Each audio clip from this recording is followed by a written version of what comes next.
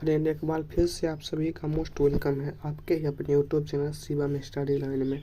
जैसा कि आप जानते हैं कि हम हिस्ट्री भी स्टार्ट कर दिए हैं और इससे पहले हम चैप्टर 1 को कंप्लीट करा चुके हैं। और यदि आपने नहीं देखा है तो आप प्लेलिस्ट में जाके देख सकते हैं। हिस्ट्री का प्लेलिस्ट बना हुआ है और चैप्टर 1 का हम सभी करा चुके हैं। सबसे पहला वीडियो में हम वस्तुनिष्ठ प्रश्न, लिखित स्थान और सुमेलित कले, ये 3 प्रश्न था वो करा दिए। और उसके बाद दूसरे वीडियो में अति लघुत्तरीय प्रश्न, और तीसरे वीडियो में लघुत्तरीय प्रश्न, और चौथे वीडियो में दीर्घोत्तरीय प्रश्न। और इस चैप्टर में भी हम सेम टू सेम वैसा ही करेंगे। सबसे पहले हमारा वीडियो में वस्तुनिष्ठ प्रश्न, लिखित स्थान की पूर्ति करें, सुमेलित करें, और उसके बाद जो होगा दूसरा वीडियो उसमें अति लघुत्तरीय प्रश्न, और तीसरा वीडियो में लघुत्तरीय प्रश्न, और चौथा वीडियो में दीर्घोत्तरीय प्रश्न। ऐसा ही हम सभी चैप्टर में करेंगे और हम सभी चैप्टर को कंप्लीट कराएंगे। अब धैर्य रखिएगा और सभी चैप्टर को हम इस तरह कंप्लीट कराएंगे कि आपको याद हो जाएगा। सभी का हम सिंपल में भी क्वेश्चन आनेंगे। और इस वीडियो में हम क्या देखेंगे ये भी जान लीजिए।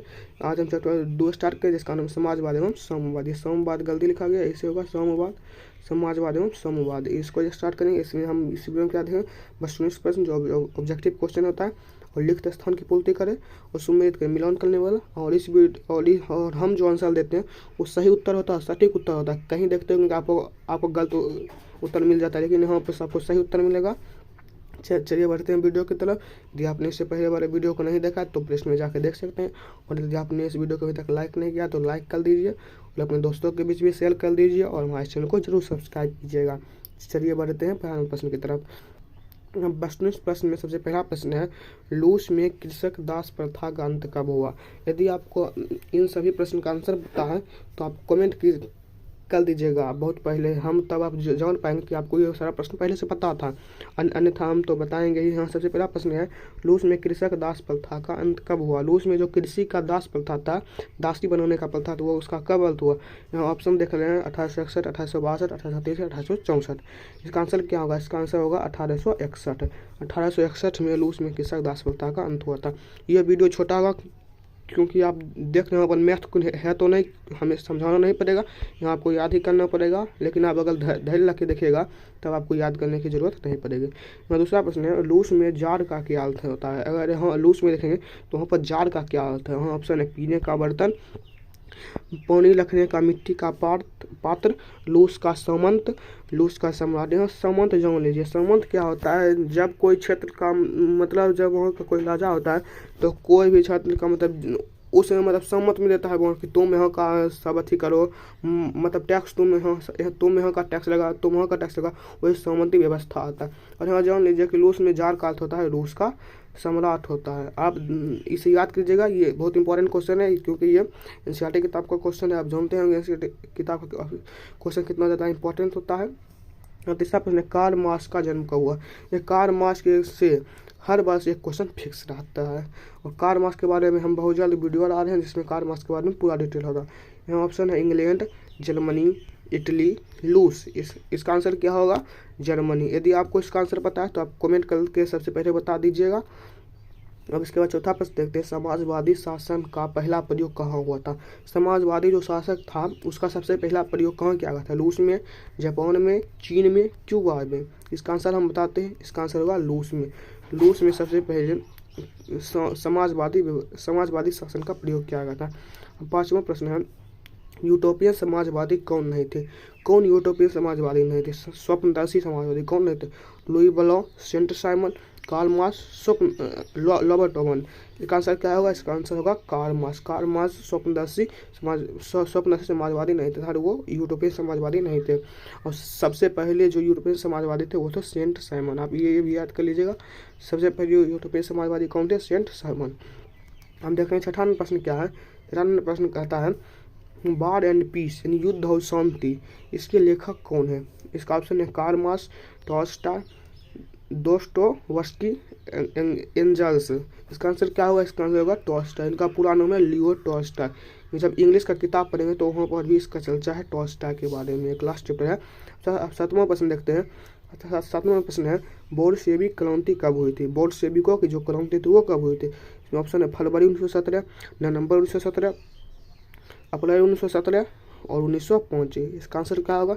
इसका आंसर होगा नवंबर 1917 में बोल्शेविकी की क्रांति हुई थी। बोल्शेविकी की क्रांति कब हुई थी, नवंबर 1917 में। उसके बाद आठवां प्रश्न देखते हैं। आठवां प्रश्न कहता है, लाल सेना का गठन किसने किया था? इससे पहले जो चैप्टर था उसमें था लाल कुर्ती। लाल कुर्ती का गठन किसने किया था? गैरीबाल्डी। अब इसका ट्रिक बताते हैं, बहुत आदमी इसमें कंफ्यूज करते हैं। इसका ट्रिक क्या है कि लाल कुर्ती यहाँ पर है और एक लाल सेना है। एक क्या है? लाल सेना। इसमें कंफ्यूज करते हैं गैरीबाल्डी हुआ कि टॉटस्की। इसका हम बता देते ट्रिक बताते हैं यहाँ पर। इसका ट्रिक कैसे समझिएगा? ये कुर्ती मतलब समझिए कुर्ता, जो आप देखने गौ समाज में बूढ़ा पहनते कुर्ता।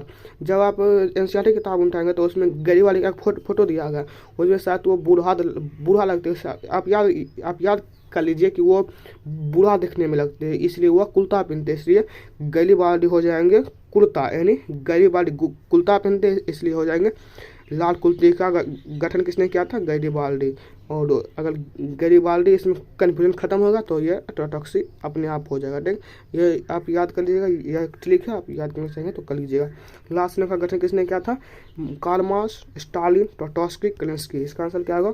टॉटस्की। इसका हम बताए थे अभी। अब अगला 9 प्रश्न है, लेनिन की मृत्यु कब हुई थी? लेनिन की मृत्यु कब हुई थी? इसका पहला ऑप्शन 1921, 1922, 1923, 1924। इसका आंसर क्या होगा? इसका आंसर होगा 1924। 1921 में नई आर्थिक नीति लागू की गई थी, NEP, new economic policy.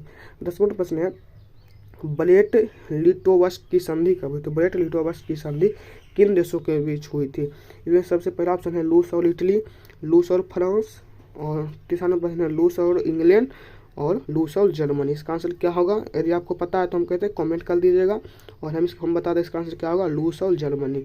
Bread लिटोवस्क की संधि किसके बीच हुई थी? रूस और जर्मनी के बीच हुई थी। ठीक, समझ गए? इतना नहीं था। अब अगला प्रश्न आता है जो कि है भरने वाला प्रश्न। यदि आपको इसका पता है तो आप बताइएगा, नहीं तो हम बताते हैं।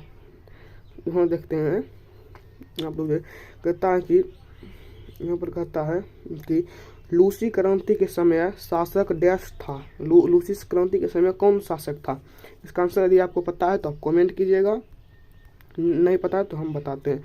लूसी क्रांति के समय वहाँ का शासक कौन था? जार्ल निकोलस द्वितीय। लूसी क्रांति के समय वहाँ का शासक कौन था? जार्ल निकोलस द्वितीय था। ठीक, अब देखते हैं अगला प्रश्न कहता है बोल्शेविक क्रांति का नेतृत्व किसने किया था? बोल्शेविक जो क्रांति हुआ था उसका नेतृत्व किसने किया था? अभी आपको बताया था कि बोल्शेविक क्रांति कब हुआ था और इसका नेतृत्व किसने किया था, हम बताते हैं आपको। लेनिन। इसका नेतृत्व किसने किया था? लेनिन ने किया था। तब तीसरा प्रश्न देखते हैं। तीसरा प्रश्न है नई आर्थिक नीति कब लागू हुई थी? ये हम आपको पीछे बताए थे जब हम आपको लेनिन की मृत्यु बता रहे थे, हम बताए तो वहाँ पर एक ऑप्शन था 1921। वहाँ पर हम बता दिए थे कि लेनिन था वही नई आर्थिक नीति लागू किया था 1921 ईस्वी में।